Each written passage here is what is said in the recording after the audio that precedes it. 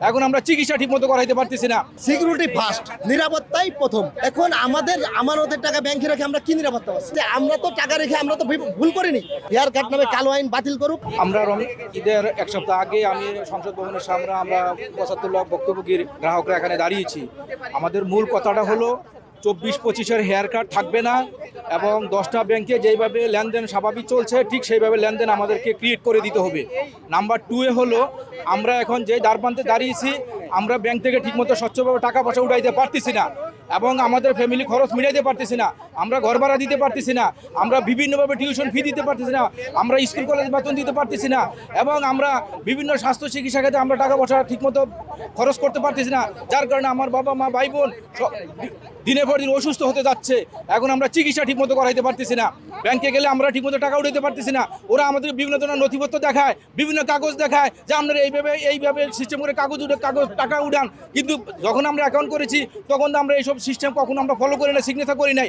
এখন আমরা ওদের টাকা উঠাতে গেলে আমাদের টাকা আমরা উঠাতে যাবো, কিন্তু তাদের কাছে বিভিন্ন সিস্টেম আমরা মানতে হয়, যার কারণে আমরা টাকার দিন উঠাইতে পারতেছি না।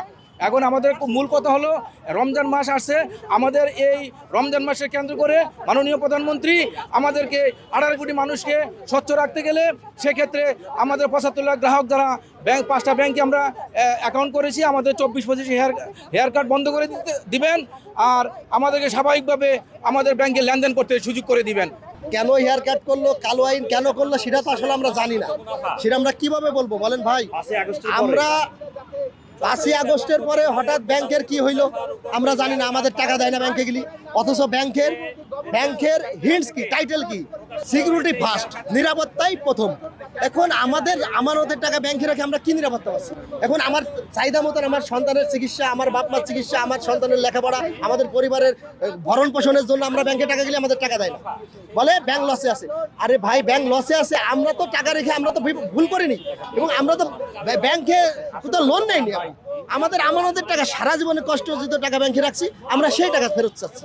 এখন আজকে 1 লাখ, 3 মাস পর 1 লাখ, এভাবে কেন? আমার এখন লাগবে আমার চাহিদা মতো যেটুকু টাকা আছে, আমার যে অন্যান্য ব্যাংকের মতো লেনদেন, যখন আমার ইচ্ছা জমা দেবো, যখন ইচ্ছা উঠাবো, এটাই তো ব্যাংকের লেনদেন।